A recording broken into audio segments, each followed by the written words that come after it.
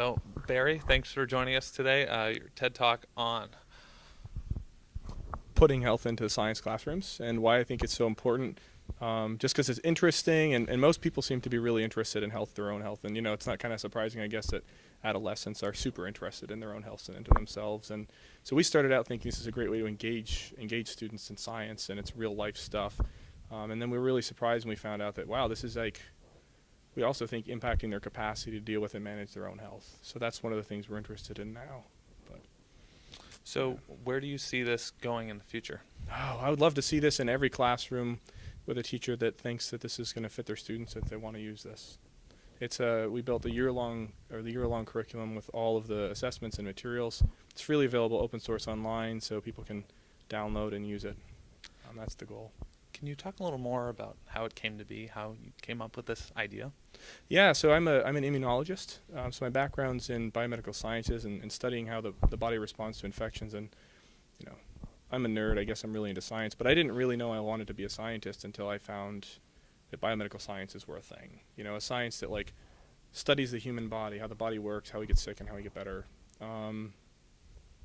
And I've also always really loved teaching. My mom's a kindergarten teacher, so I've always been in classrooms teaching. And at some point, I just had the good fortune of meeting someone else at Tufts who felt the same way, named Karina Mayuri. And we thought, well, wow, we should really have more health in high school science classrooms. And it just isn't there, really. For the most part, health in high schools is taught not in science classes, which is kind of funny because all the standards and everything in the science classes line up with health. And from a biology point of view, 9 out of 10 jobs are in the health sciences. So we were just kind of surprised, why isn't this there? And then we realized there's a real professional divide between biomedical and health people and where teachers get trained and where they get professional development. So there wasn't really a single body of people with all of the skills to do it. So we worked in partnerships with the teachers for years and years. We still do, actually. All the work that I do now has teacher-scientist co-partners designing stuff for students. So It's great you saw the need for this, and you're working on making it more available to everyone else. Yeah. What's one way someone can find out more about this? So if you just Google the great diseases, it's going to be the first thing that comes up online.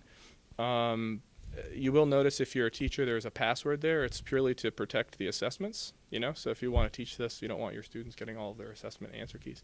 But you just email, you get free access, and everything's there. Labs, videos, games. It's incredibly comprehensive and awesome.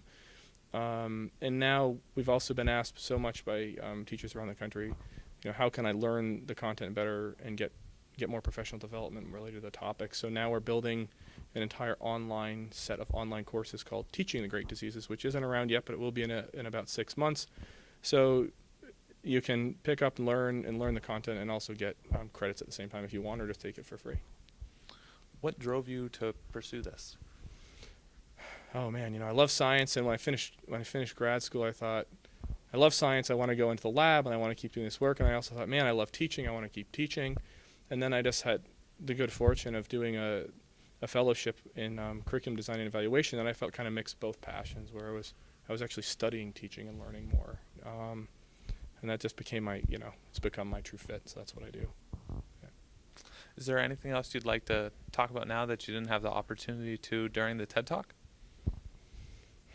I guess the main thing is I really think that this is just a fantastic way to engage students in science, and it's there and it's available, and I hope more teachers feel empowered to use the materials if they want to engage their kids with health. All right. Well, that's kind of it. Barry, thanks for taking the time to talk with me. It's been a pleasure. Thank you.